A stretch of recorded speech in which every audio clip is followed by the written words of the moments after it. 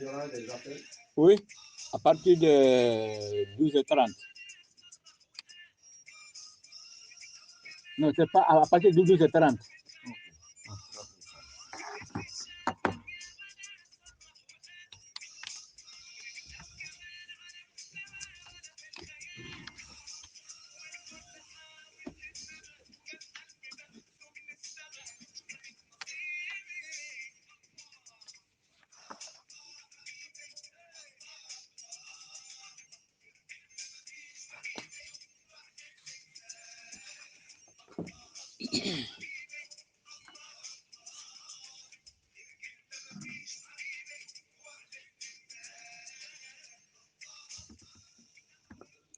أعوذ بالله من الشيطان الرجيم بسم الله الرحمن الرحيم الحمد لله رب العالمين الحمد لله حمدا دائما الحمد لله حمدا شكورا الحمد لله الذي ألا في توحده ودنا في تفرده وجل في سلطانه وأزم في أركانه وأحاط بكل شيء علما وهو في مكانه وقهر جميع الخلق بقدرته وبرهانه حميدا لم يزل محمودا لا يزال ومجيدا لا يزال ومبدئا ومعيدا وكل أمر إليه يؤود وأشهد أن لا إله إلا الله وحده لا شريك له وأشهد أن محمدا عبده ورسوله صلى الله تعالى عليه وعلى آله الطيبين الطاهرين وأصحابه المنتجبين وعلى جميع إخوانه النبيين المرسلين ومن والاهم بإحسان إلى قيام يوم الدين اللهم اجعلنا معهم يا إله العالمين السلام عليكم ورحمة الله تعالى وبركاته Heɗitiɓe radio Horizon FM 103.4 immorde Koleya Lance Bundi commune de Matam e ka 3W Horizon FM Konakiri.com min salmini on fo moɗon min landi kesiɗon e jaam onon kala e ɓe gureji ɗin en fo en hawti en salmini fondateur on le commissaire Boubacar Yasin Diallo yo Allahu o moƴƴin alhaaliji maɓɓe ɗin annayankoji e lahilayankoji kamɓe fo e ɓe gore maɓɓe nden salmini sonna maɓɓe madame Diallo Hawa Diop kala huwodiraɓe maɓɓe woɗɗitiɓe badiɓe en ardini e maɓɓe monsieur Gourayssi Youssou golloɓe ka Cour du compte en salmini kala wonɓe liggade ka nokkure ɗo mo be e inde muɗum e yettore mum e noone golle ko o tigi halfina yo Allah ɓurtu fottindinde ɓe hoore haqiqa weljindina ɓe hoore haqiqa e hoore kuntal haajuji ko nafata aduna e lahira yo Allah ɓeydan nokkure nden ɓantal e kisal ɓandina on ko wona wowiri noon e alarbaje ɗen si tawi gantoyantali hiɗen haanu e humpodirde ɓattodirde ɗo iwannema e 11h on kono yaafoto ganto waɗi e wona ko fandana ko fewno ɗo haaray hewtugol ngol ka nokkure woni ko newi konani en ka technique to ko monsieur Moussa Sorel Souma ka yeso micro ɗo de ko musidɗowel moɗon ngel fanɗugel gandal e faamu ɗum ko Alhassane Diallo jibinande dabola dogo me Boussura settel gonku en salmini kala ko Mamadou en lando si ɓe jam foyere seeɗa heno woodi kono na ko tiiɗi yo Allahu on tagu cellal ko wondi nafa e barki waɗa foyere nden kafaratul zunubi sellinana en enen kala e julɓe ɓen fof foyuɓe meɗen ɓen ɓeydana selluɓe ɓen cellal ngal ɓe haqqi Muhammadin wa ali wacce hakke e ko wano wowiri noon en tumbodiray ɗo ka feccere ñallal ɗo joni noon toɓɓere meɗen nden hande inchallahu koko ɓuri kon fewnitade e o sappo e wannema ka ɓaɗo lannugol sappo hakkundejo donki ha e sappo sakkitoro on ko yowiti e tariha kono laaɗo meɗen ɓurti heyɗitinde battane waynagol maɓɓe ngol enen mofte ɗen ɓe holla kadi ko hombo Allahu on yamiri yo ɓe accir en ko lontoɓe hara ɗum ɗon kamɓe nulaaɗo ko ɓe yangi komɓe yanga e nder duuɓi 23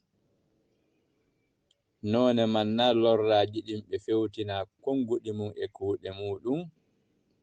dulle ko fi o wahayu hara on mo ɓe lontinta ɗon kala ko wahayu on andinnoɓe kon foppo hiɓe andini o tigi hara o ɗowiray on wahayu ɗon e hoore no haniri non hara na ko ɗoyti wana ko ɓeydi kono woniri noon fewndo nelaɗo eɓɓoreji bonɗi buy eɓɓano fi lorrugol ɓe fi faljingol ɓe fi wono ha hara wahayu on timmali ko anna Allah on fo ɓe nela balɓe nelama hay e ko ala kon wonki leɗɗe e kaaƴe wa ma arsalnaka illa rahmatan lil alamin min leƴƴirali ma am Muhammadu si wona fi yottin nasana fi yurmingol tagore nden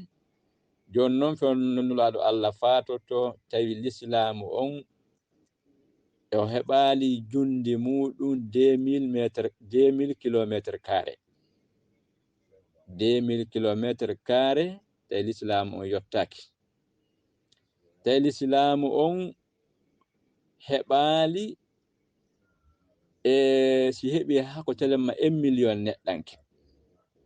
hakkunde ko yiɓe e ko yiyali ɓe joni noon on ngannulal ɗo ko hewtengal tagore nden fuu mo ɓe accirta ɗum on hara o tigi ɗoway ɗum ardoto ɗum hewtina tagore nden fuu wano hanire noon wasi tawnunulaɗo no wuro noon no ɓe hewtitinirta noon tagore nden on wahayu kono hara on ɗon kadi o hiwirta on wahayu ɓayhimo andi kala ko wahayu on andinno nelaɗo Allah andini mo ɗum hara kankadi o dankoto ɗum o hiwa ɗum o yarra ɗon hikma e ñeñal e gikku moƴƴo e muñal e cuucal e wakkilare ha ɗum hewta ko hani hewtude hen fu e hoore no haniri ɗulle ko fi e lontal imamu Ali ngal kaɓe wayni ɓe tentini fi ngal lontal wonde mo ɓe wasi on yo lonto ɓe e yamirore Allah ɓawo maɓɓe ɗon e ɗon koyete kon mo basara tan direct ko imamu Ali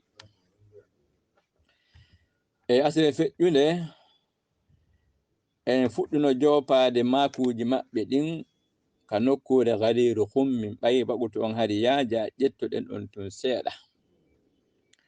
hande ko areten ɗo ko fi hollugol telemma tippude e ko yiituɗen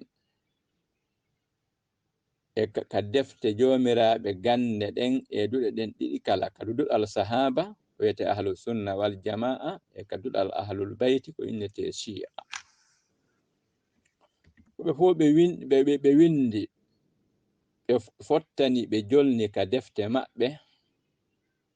fi jopagol nulaɗo Allah on immorde Allah subhanahu wa ta'ala lontal imam Ali ngal gila ka fuɗɗode l'islam ha e ka hakkunde ha e ka lannode e ko ɗum areten e muɗum inchallah adoren hadise wi'eteɗo hadisu daari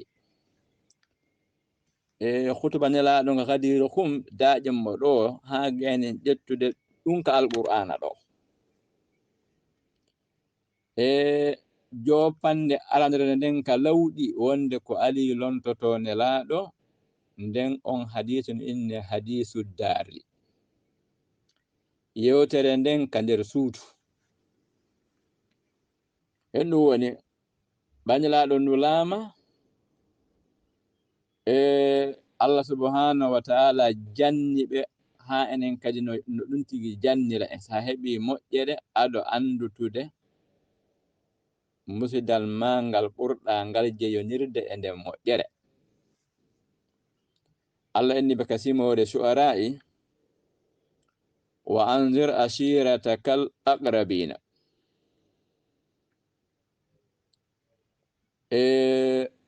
noddu waajoɗa hollita o l'islamu toɓɓana noddu gorol maɗa ngol ɓurɗa ngo ɓaɗodirde e muɗum ka enɗan hollitaɓe fi ol islam wajoɗaɓe toɓɓanaɓe. ɓawoni on aya ari nulaɗo Allah ɓe nodditi banu hashim tariha inni a fewnone ñande ko ɓe jongalleɓe 40 woɓɓe ni 50 woɓɓe inni 39 ala kulli haalin ko ɓe 50. nulaɗo Allah hollitiɓe fi ol islamu no qur'an o wi'iri non waajiɓe hollitiɓe wonde Allah waɗiɓe nelaɗo. joni ɓe torike ɓe kadi yoɓe sembimɓe ɓe jaɓu yoɓe qirro annabankaku ngun ɓe jaɓa ɓe ɗofto ɓe wona e min ɓe wona aran ɓe sembimɓe kamɓe nelaɗo ɓaw kamɓe woni gorongol. ɓaɓe gayni yottinde ñoggay woni seɗen faala humpitade no juutiri non e no yaajiri non e no ɓuri laaɓirde non en haala yoga e defte ka tawoy ton fi onon kadi yo ɓurto humpitade. on senulaɗo maki sallllahu alayhi wa alihi wa sallam hakkunde ɓen ɗon wa man yu'aziruni ala hazal amri ko hombo woni sembinowalan e hoore oɗo fiyake ala an yakuna li wasiyan aw ala an yakuna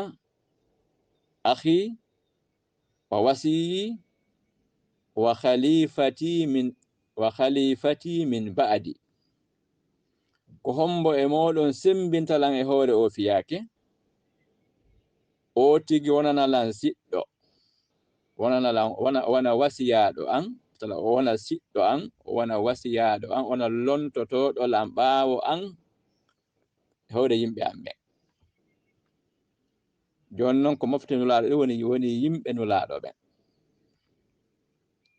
mana yimɓe on ɗo wana musidal ngal si tawi noon musidal ngal tawti kadi musidal ngal ko ɓe jeydi kon hawri kadi ɓe jaɓi an nulaɗo haray woni yimɓe tawtu ɗum en ɗan na ɗum ahalu on ɗon ko ɓen yimɓe e jaɓuɓe nelaɗo jaɓani nelaɗo ɗofti nelaɗo ko lontotoɗo nulaɗo e hoore ɓen ɓawti nelaɗo. ɓe maki ɗum laabi tati to mawoɓe ɓe maki konngol ngol Imam Ali ɓanta jungo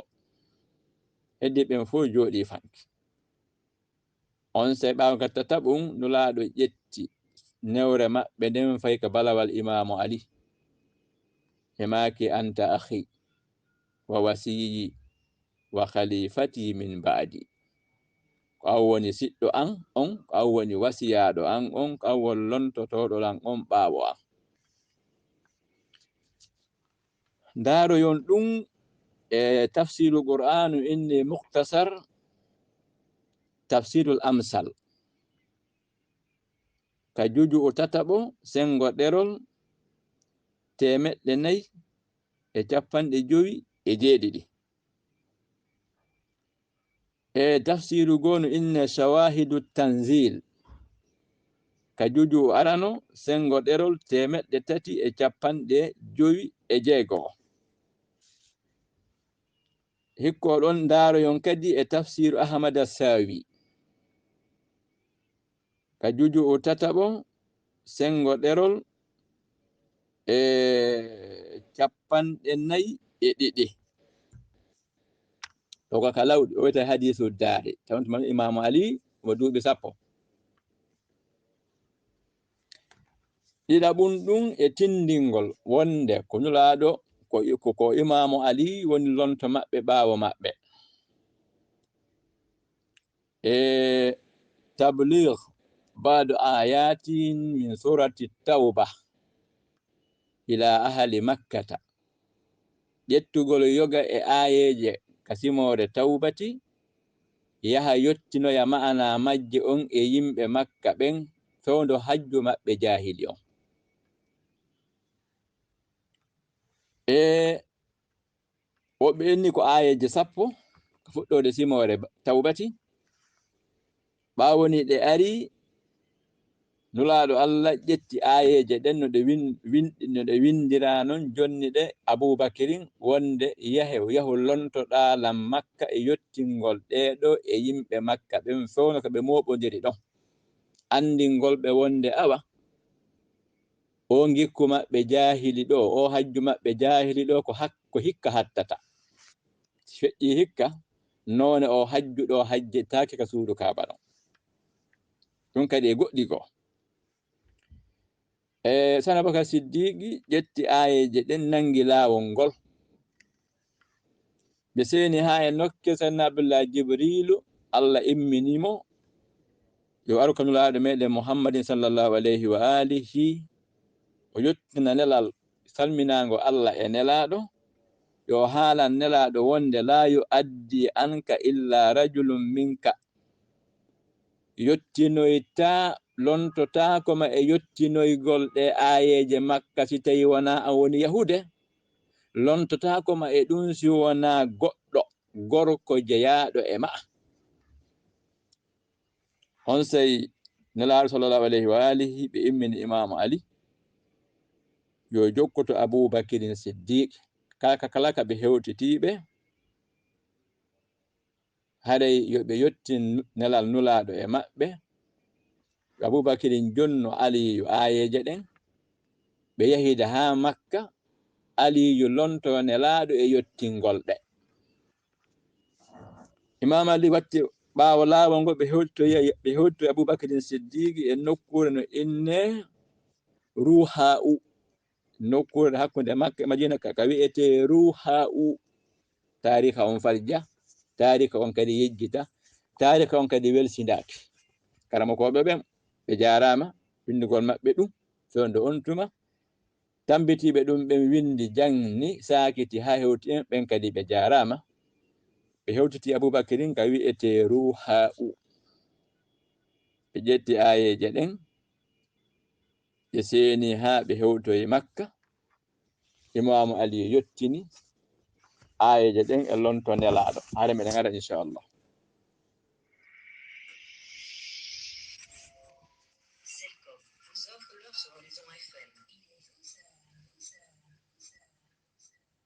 Sur votre Selcom, changez votre tonalité d'attente par les versets du Coran pour mieux accueillir vos proches pendant ce ramadan. Tapez étoile 8000, étoile 47, dièse OK pour activer Al-Fatiha à 400 francs guinéens par semaine. Selcom, le numéro 1, c'est vous.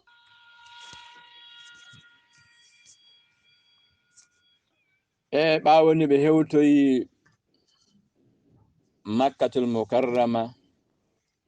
fewndo hajju ngun tawete fewndo hajju jahilu ngun fo tumbodiri ɗon Imam Ali yottini ayeje ɗen e ma'ana ayeje ɗen e tawede ɗon fuu ɓawoni ɓe artidi Madina Aboubakirin Siddiq landiti nelaɗo e Allah jippin goɗɗum e fi anne waɗi ha si tawete mana ella miɗo mari ella ne waɗi ha si jokkintinɗa Aliyu kanko yo yahu yo mi jonnumo ko yottinte kanko yottinoya o lontoma e mum laaɗo Allah maki o oye ko woni inna Allah amarani Allah yu'addi anni illa ana aw rajulun minni ko woni Allahu on yamirilam ɓawti kam immimma wonde gasata waɗoygol ɗum si tawi wona min gastaka waɗoya ɗum si wona gorko jeyaɗo e an warre ni ɗo kay ndaroye e tafsiru Safi ka juju ɗiɗaɓo sengo ɗerol 105 ndaroyon kadi Mukhtasarul Amsal juju ɗiɗaɓo sengo ɗerol 244 ndaroyon e wonde no inne irsadul azhani ila tafsiril qur'ani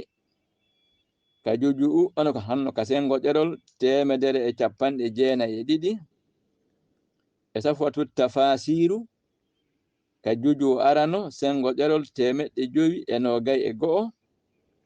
e tafsiru Mukhtasaru Ibnu Kasir juju ɗiɗaɓo sengo ɗerol 124 e durrul mansur e jujju o nayabo sengo ɗerol e noga e ɗiɗi. Aywa e si iwi ɗon ha hina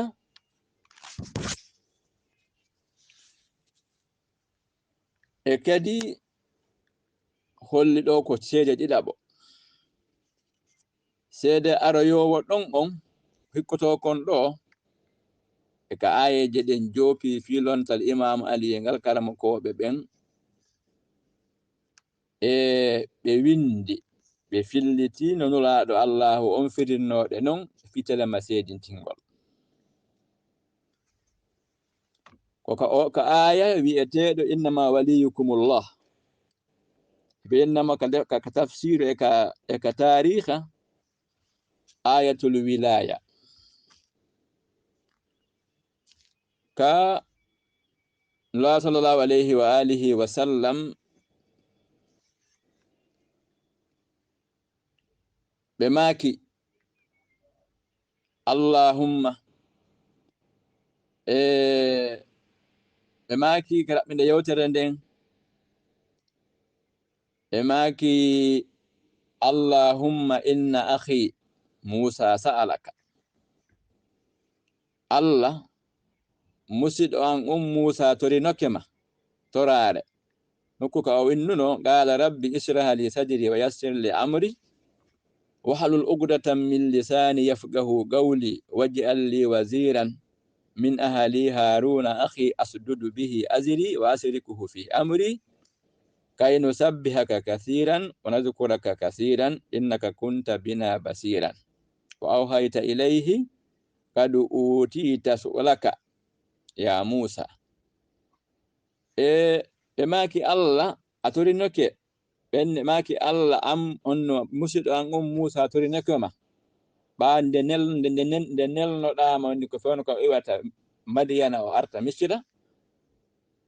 a nelnomo ko ɗon waɗɗamo annabajo o torima ɗon an Allah hajuji makko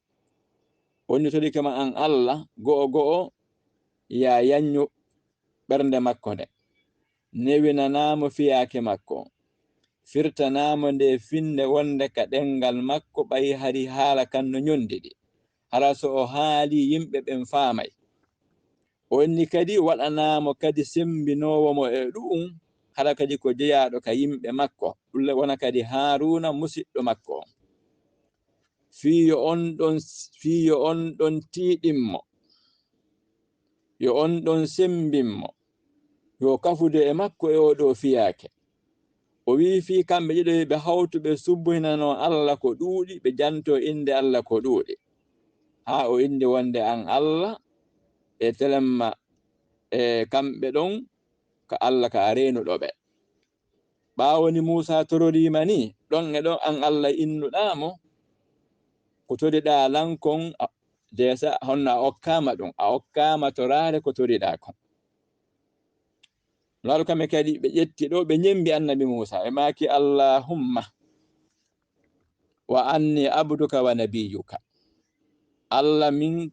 komi maccuɗo ma komi annabajo ma fashrah li sadri yanyanan fondo an on wa yassir li amri newinanaɗan fiyaki an on ɓaktayi kamɓe ɓe ala e sattano ka yewtere maɓɓe ɓe makali Allah firtanalan ɗengal angal ɓe maki waɗanalan waji alli waziran min ahli aliyan waɗanalan sembinowolan e o fiyake jeyaɗo ka yimɓe an ɗum kadi hara ko aliyu o sembinalan e ɗum Abu Zarri maki fa wallahi Abu Zarri al-Ghifari goɗɗo e sahabanke ɓe tawaɓe sahabanke e mawɓe ɓen takko nelaɗo o inni fa wallahi mastatamma Rasulullah sallallahu alayhi wa alihi aw mastatamma Rasulullah sallallahu alayhi wa alihi lulaɗo Allah timminali du'a maɓɓe on hatta habata alayhi al-aminu Jabrailu bi hadhihi al-aya sina hari Jibrila ari e maɓɓe addi oɗo aya wi'eteɗo innama waliyukumullahu wa rasuluhu wallazina amanu عفوا إنما وليكم الله ورسوله والذين آمنوا الذين يقيمون الصلاة ويؤتون الزكاة وهم راكعون ande ko hefti fi moɗon ko Allahu on kañum e nelaɗo makko on e ɓen gomɗinɓe hemɓe kadi e gomɗinɓe ɓen ittoɓe sadaqa hara hiɓe ruƴƴe wa man yatawalla allaha wa rasulahu wonɗo wo heftiniɗo e Allah e nulaɗo makko on wallazina amanu heftini kadi e ɓen gomɗinɓe waɗuɓe ɗen golle fa inna hizballahi humul ghalibun hare ko ɓe woni fedde Allah ɗen mana iwtiri ɓe ɓaawo yamirore Allah ɗen ɓe iwtiri ɓaawo yamirore nelaɗo mana ɓe hawtiti ɗoftagol Allah e nelaɗo ɓawti nelaɗo kadi ɓe iwtiri kadi ɓaawo on mo nulaɗo Allah toɗɗi yo lonto immode yamirore Allah ɓe maaki waɗuɓe ɗum ɓen hawtutu ɓen ɗiɗo piiji tati ɓe woni fedde Allah ɗen ɓe woni parti Allah on fa inna hizballahi humul ghalibun ko ɓenno nden noon fedde Allah ko nden woni foolunde nden wonde oɗo kadi aya e ɓawoni nulaɗo ɓe senoyiki ɓe tawi torotoɗon no toro no haalirɗen noon ko feƴƴi ɓe landimo ko hombo okkorimo o inni ko o sappi imamu Ali ɓe landi harimo alhaali hombo o inni hari himo ruɗɗi ɓaami arimi inni okkorelan o ɓaƴimmi ka o ruɗɗi ɗon o fonti jungo makko ngon o joopi mi ɓori hurundare nden mi ɓori hurundare nden ka jungo makko non nulaɗo Allah habbiri sahabanke ɓen fo habbiri e maaki koni kon sabu tellagol aya on ɗo kadi ndaroyen e defte e dulɗen ɗiɗi kala wano haanirɗen non e biharul anwari lil majlisi isbatul hudatu lil hurril amili tafsirul mizan lil allamati tabatabai tafsirul kasifu li muhammadu jawadu mughniya alghadiru lil allamati al amini e ɓeɗo ɓe ɓadi ɗen jantade fi muɗum ɗo ɓeɗo ko karamo koɓe ka duɗal ahlul bayti ka shi'a ɓeɓe aya mo janguɗen on ɗo on tawoyaymo ka simore ma'idati ɗon tawaton aya on e telemma ƴetten kadi misal kadi ka defte karamo koɓe tafsirɓe alqur'ana e waɗuɓe hadise e winduɓe tariha ka duɗal sahaba ko innete ahlu sunna wal jama'a doga en ƴetti defte joyi ka shi'a ɓeɓen telemma ka ahlu sunna ndaro yon kañum sarho aya on ka simore ma'idati o tafsirul kashaf li zamakhshari juju arano sengo ɗerol 649 immere nden tafsiru tabari juju jeegabo sengo ɗerol 288 e tataɓere nden ko zadul masiru fi ilmi tafsiri ibnul jawzi juju ɗiɗaɓo sengo ɗerol 383 nayaɓere nden tafsirul qurtubi juju jeegabo sengo ɗerol 219 jawaɓere nden tafsirul fakhrur razi juju ɗiɗaɓo sengo ɗerol afwan juju 11 sengo ɗerol 26 jeegaɓere nden tafsiru ibnu kasir juju ɗiɗaɓo sengo ɗerol 71 jeɗɗaɓere nden tafsiru nasafi juju arano sengo ɗerol 289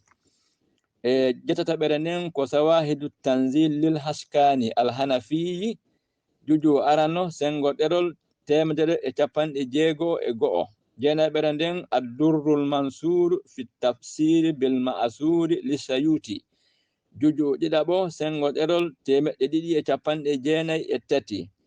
sappaɓere nden asbabun nuzuli lil imamil wahidi e ka sengo ɗerol 148 sappo e go'aɓere nden ko alqur'an ahkamul qur'anu lil jassasi juju o nayabo sengo derol temedere e didi sappo ɗiɗaɓere nden التسهيل لعلوم التنزيل للكلبي juju o arano sengo derol temedere e capanɗe jeetati e go'o si iwi ɗon hadise wiyeteɗo on hadisul manzila on ɗon ko feƴƴi koyɗen haalno fi makko yehe ndaron to minhajul muslim to o yangito minhajul muslim to yangito ndaroye ɗon ko lawol Allah fokkiti tabuka hetande 9 firgu fokkiti tabuka ɓe windi yahoɓe ɓen fuu ɓe windali imamu ali e ndin ɗon jihadi joni noon jihadi hulɓinde mapinde sahabankeɓe ɓen laaɗo Allah fokkitanali ko hewtiti ndin fini ko yahugol haɓoya Italie ko wiyete kon hande mana yago haɓoya Europe ɓa ko Rome Italie ko yagol haɓoya Europe ɗum no wayi joni so innama ɗo joni laggine e kala ko mari ko innete arme e armu yaade haɓoya Amérique ko noon wa'uno e misal ko noon wa'uno fewndo on tuma e Rome no tawano e impérateur uji ɓurnoɗi ɗin tiiɗude ko innete puissance fewndo on tuma naafiqiɓe ɓen mollodiri kañum e lo'a imanu en ɓenni ɓe daari listi o yahoɓe ɓen ɓe yaadi toon Aliyu tawi ko on ɗum laaɗo Allah toɗɗi yo lonto ɓe ɓaawa maɓɓe Madina naafiqi ɓen e lo'a finde en mollodiri ɓenni e yo awa e nga'al ndaare noon e nga'al annuye Muhammadu on kamɓe nani ɓe haaliri ɓaaɗo kala yaaɗo ɗo e ngal artata o windali musidɗo makko on ne'aɗo makko on ɓesirawo makko on fita on ɗon maayoy ton haala kan lollodiri laaɗo Allah yaltide e sahabankeɓe ɓen haala kan tawti imamu Ali Madina imamu Ali dogi hewtiti nelaɗo ɓe maki nelaɗo mi nantirini joni noon ko min ko woni ga o ko min e nawnuɓe e nawyuɓe kañumma e fayiɓe tawi ɓanulal Allah fokkitani e jihadi ndin naafiqiɓe ɓen ka sahaba mollodiri humpodiri e heferɓe alyahudu ɓen Haybara ha ko takko ɗum fo e heferɓe wonde Muhammadu yaade ka artata kanko e ɓe o wondi ɓen si ɓe yehi are fitten Madina hara ala ka caɓɓitti ɗin arta e laalo humpitiri ɗum Allah inni ɓe Muhammadu ala e nga'al ko wawata accude ɗo yaha arta tawta ɗo siwana Aliyu on tawi laalo Allah makani ɗon Aliyu yewtereji ɗiɗi e maki ara nun ɗum e maki irji ila makanik yilto wonaka kami accuma ɗon la tuslihul madina al yawma illa ana aw anta Madina hisata e nga'al si tawi wona an ma min wonti ɗo e kadi e ma wacci ɗon kon konngol ɗiɗa ɓongol ama tarda an takuna minni bimanzilati haruna min Musa illa annahu la nabiyya ba'di e maki a yiɗande wa antalan wano Haruna wa anno Musa koni tum min annabajo arata ɓawo an ligoy holli si Musa ala ɗon ko Haruna amin kadi ñande tawete mi wodaka haray ko an adi onno inne hadisul manzila laaro yema hala ni an kadi ka yaato yoma hala no hoyi ha na ɗaɓɓudugol defte jane wo minhajul muslim si iwi ɗon aya kadi holluɗo filontal imamu Ali ngal on ene yatu tabligh ko on fuɗɗorɗen e yewtere meɗen nden yase feƴƴude kala ene ɗon de ya ayyuhar rasulu balligh ma unzila ilayka ko ayyo annabijo on yottin konko wona tellinede e faade e maɗa min rabbika immode ka joomi ma wa in lam taf'al si a waɗali ɗum mana yottin fi lontal imamu ali ngal ɓawa ma sa huli gacce yimɓe ɓen a waɗali ɗum fama ballagta risalatahu haɗay wa'iwa sa yottinali nele joomi maɗa ɗen wallahu ya'simuka minan nas allah ni hiwdema e boneji iwrayɗi e yimɓe ɓen ellaji haalaji bonɗi ñakko inna allaha la yahdi al-qawma al-kafirin ko feƴƴi ko samedi ma ase feƴƴude e yewtuno fi ɗum ɗo e wata adde yine yen fillito o ko yewtuno ɗen konde ñande ko yowodiri ɗo wallahu ya'simuka minan nas ka o kunta ɗon o winda fi majjintingol haqiqa on fi ɗowgol yimɓe ɓen e mbeleɗe waɗuɓe ɗum ɓen joni mono faala humpitaje ɗum ɗon ɗotino arde ka radio ɗo inna ɓe yewtere waɗande ɗo nden e asewe ñande 7 août e 15h yo haɗay yewton fino hendoro ɗon nde waway famde seeɗa e tawte ko en wawata fillitaje ɗum ɗon ɗo oɗo aya mo simore ma'idati aya 67 oɗo kadi holli ono ko tellagol makko ngol ko ñande 18 e donkin hawre e alkamisare hawri fewndo 10h bimbi hawri hakkunde makka e madina ka wiyete gadiru khum ñande 18 donkin kaytande 10 fergu tan waɗo Allah no wondi ko fanɗi wo gulluge 12 ko nette sahabankejo ha o ɓenni guluge 100 e ko fawi ko o wiɓe wonde guluge 100 ko fawi ko ɓen ɗum ɓuri ɗuuɗe ka taarih han waɗo Allah wonduno e munde ñande ka nden nokkure sahabankejo arɗo haccu wonde kadi oɗo kadi ayat arugol makko ngol ko holli ko fi lontinede imamu ali ɗo kadi ndaro yemmo ka defte tafsiru e defte tariha e defte hadise ka ahlu sunna wal jamaa no kamɓe kadi no ɓe qirrori ɗum wono shi'a ɓen kadi qirrori ɗum e aranere nden deftere nden e inde karama kojo winduɗo nde on alhafizu abu naim fi kitabihi nuzulul qur'an e sarho oɗo aya ɗimmere nden al imama ɗimmo on ko al imamul wahidi fi kitabihi asbabun nuzuli sengo ɗerol 150 tataɓo on al imam abu ishaq as-sa'labi fi tafsiril kabir nayaɓo on al hakimul askani fi kitabihi shawahidu tanzili li qawaidi tafdili juju arano sengo ɗerol 187 jawabu on ko jalaluddin sayuti fi kitabihi ad-durrul mansur fi tafsir bil ma'sur juju nayabo sengo ɗerol 117 jegabo on al-fakhrur razi fi tafsiril kabir juju 17 sengo ɗerol 50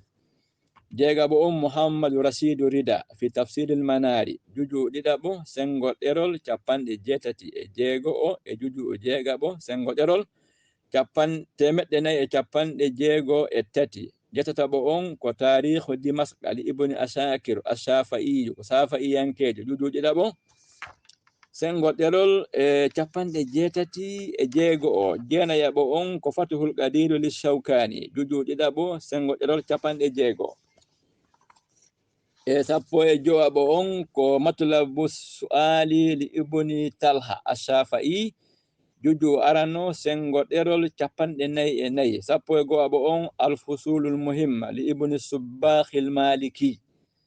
e sengo ɗerol 25 17 on yanabi ul mawaddati lil qanduzi al-hanafi juju sengo ɗerol 120 sappo tataɓo on ko almilal wannihal li shahra satani juju arano sengo ɗerol 163 sappo e nayaɓo on ibnu jariru tabari fi kitabil wilaya e sappo e jowaɓo on ko ibnu saidu al-sajastani fi kitabil wilaya on sappo e jeegabo on ko umdatul gari fi sharhi al-bukhari li badri din al-hanafi juju jetataɓo sengo ɗerol temeɗɗe joyi e capanɗe jeetati e nayi sappo e jeɗɗaɓo on ko tafsirul qur'anu li abdul wahhab al-bukhari kasarhu oɗo aya sappo jetataɓo on ko ruhul ma'ani lil alusi al-baghdadi jujju ɗiɗaɓo sengo ɗerol temettati e capanɗe jeetati e nayi sappo e jeenayaɓo on ko fawaidu samtini lil hamuyani jujju ɗiɗaɓo sengo ɗerol temedere e capanɗe jeetati e joyi nogayaɓo on ko fatuhul bayan في مقاصد القرآن للعلامة السيد صديق حسن خان جوجو تتابو سنغو ديرول capanɗe jeego e tati e noga e go'abo on ko musnad ahmad bun hanbal juju nayaɓo sengo ɗerol temettati e capanɗe jeeɗiɗi e ɗiɗi noga e ɗiɗaɓo on ko imamu nasa'i fi kitabil khasa'isi sengo ɗerol noga e go'o noga tataɓo on ko mustadrakul hakimu an-naysaburi juju tataɓo sengo ɗerol temedere e jeenayi noga e nayaɓo on ko nurul absar fi manaqibi alil mukhtari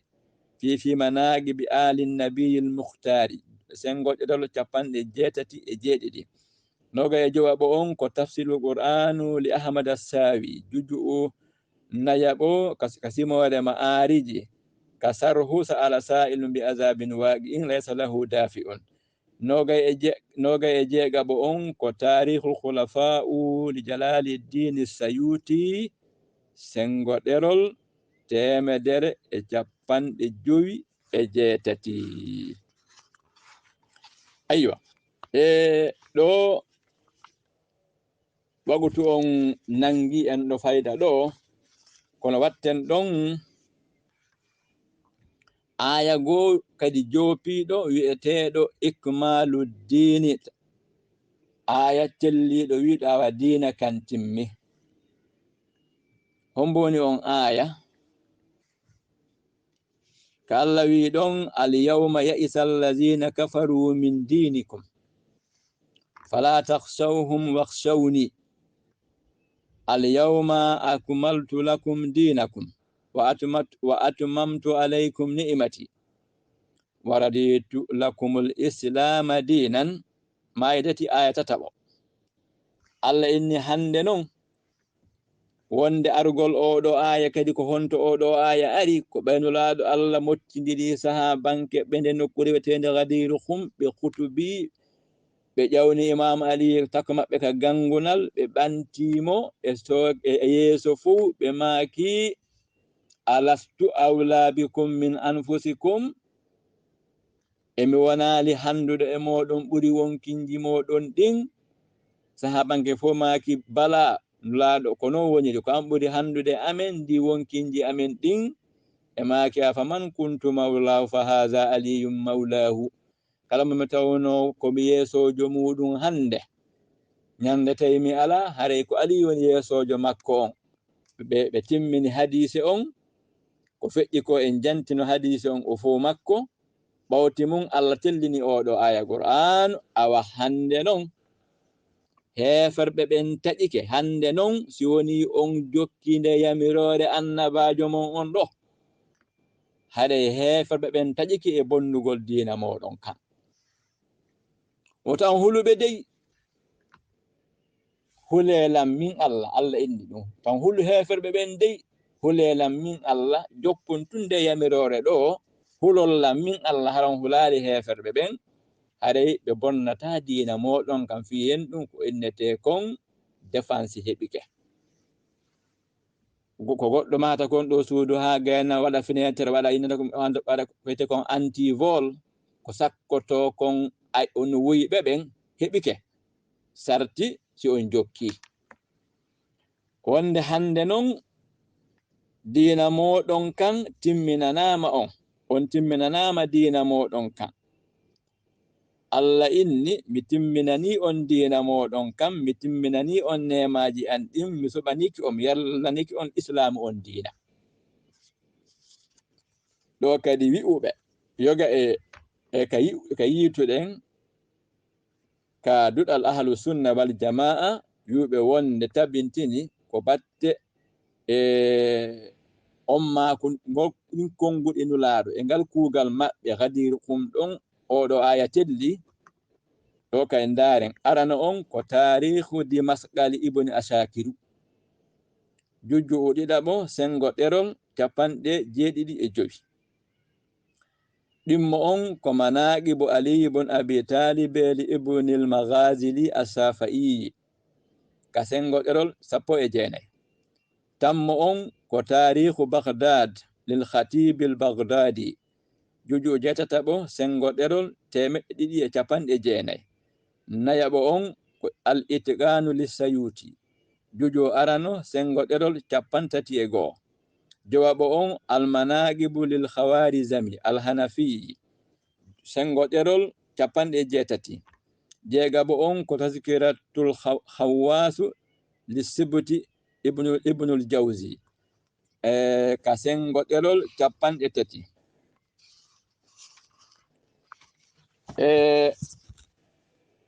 jeɗɗaɓo on ko tafsir ibnu kasir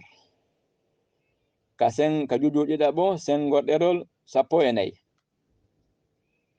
on jetataɓo on ko ruhul ma'ani lil alusil baghdadi jujju jeegaɓo sengo ɗerol 55. jeenayaɓo on ko albidayatu wan nihayatu ibnu kasir ad-dimasqi jujju o jawaɓo sengo ɗerol 213. sappaɓo on ko addurrul mansuru fi tafsir bil ma'suri li sayuti jujju nayaɓo sengo ɗerol 19. sappo e go'aɓo on ko nabi'ul mawaddati lil anduzi al hanafi sengo ɗerol 115. sappo e ɗiɗaɓo on ko sawahidu tanzil lil haskani al hanafi jujju arano sengo ɗerol 157. ɗo kadi haray jippinen barki e ɗum ɗo haray hande on yewtere meɗen nden ɗo ko ɗo nde woni hattude tawde Allah newinani en jopagol toɓɓe ɗe wiɗen ɗen ka fuɗɗode jopanagol enɗe andintingol enɗe hollugol en wonde ye yahu ka defte ɗaɓɓiten jangen fiɓingol annabijo ɓawti annabijo karamo koɓɓen feccino pecce ɗiɗi ma walla pecce tati.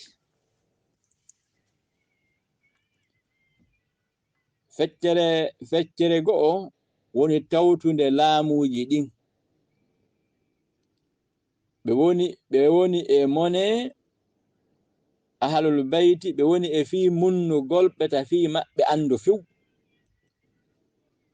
mulaɓe ka gurdam mulaɓe e kadi ka ɓerɗe yimɓe ɓen mulaɓe hara ɓe wura mula kadi fi maɓɓe kadi ka ɓerɗe yimɓe ɓen hara goɗɗo andata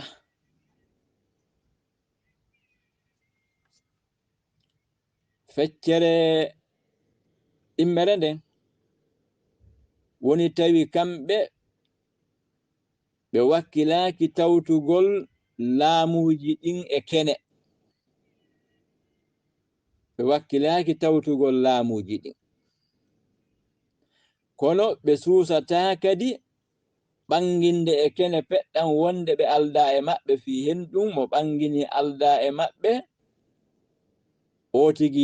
o tigi ay wonde o alda e maɓɓe e añede e hasede e ɗawede e yennede e piyede e sokede e raɗede e warede ɓen ɗon jooɗi ka konkohoye maɓɓe ɓe woni e windugol ko waɗi kon e ko feƴƴi kon ɓe woni e windugol e feccere tammere nden nde woni ɓanginde wonde men tawtata on na enen wondi. E puis kala kadi bone kadi ko haaluɗon kadi min winday kadi min haala e kene peɗɗan ko wiyete kon opposition e ko wonete hande ko wiyete kon pouvoir e opposition ɗum na kesum non ɗum na ko haɓi fuɗɗude. ɓen ɗo woni ɓeni menen men dénoncé ko yawi ko ari hoore amen wo min yarlike min humpaka monanede, min humpaka añede, min humpaka ɗawede, min humpaka raɗede, min humpaka piyede, min humpaka sokede, min humpaka warede. Min dénoncé, min wowlay, min winday, min wowlay. Laamuji ɗin e groupe aranno kalamo koɓe tawtuɓe ɓe ɓen ɓe hilni oɗa ndeɗa fedde innude min dénoncé, min fankata, min wowlay, min winda. ɓe hilni e lettugol ɓen e tampingol ɓen innugol wa sikugol maɓɓe josi ɓe muli ɓen ɗon haray koɓe watta kon haray andotako. Allah itti haqqille maɓɓe ɗen wonde mana koni woɓɓe no jooɗi ka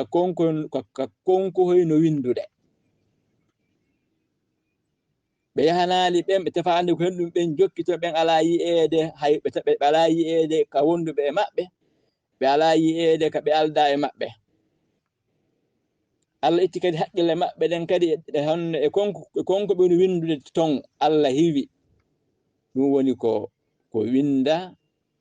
ɗum woni ko windita ɗuɗɗina sakita janna ha hande anna on joni yaajinewende heɓike. ɗen defte hande no ƴettede waɗe tonuji muule sa yaltini e leydi ndin yeeye mo be heɓa hande heɗi winda fira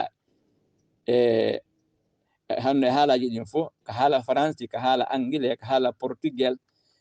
e none man na haalaji jangeteɗi ɗin fof hande ɗen defte heɗe itta ka haala arabu watta e ɗin haalaji. Joni noon haray ko ɗum wodani en ko jangugol defte ɗen faama ko woni kon ton jaɓa haqiqa on, jaɓa haqiqa on, hutora haqiqa on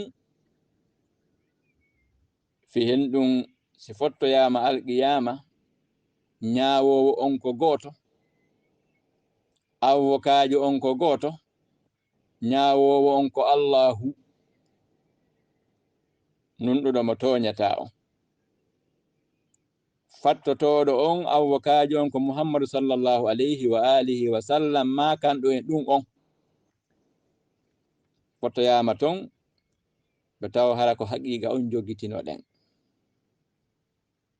Ko tawetano ko heɗen jogitino ado en humpitade haqiqa on Allah nangirta en ɗum ko ika anduɗen haqiqa on ɗon kala e meɗen mo jaɓali o iwandema ɗon heɓi yeeso hare o mari kontorandi. Assalamu alaikum wa rahmatullahi ta'ala wa barakatuh. Waɗen ɗo ɗe Musa Sore sumane ɗen ɗo on fawtare nde 5 minutes. Pause 5 minutes.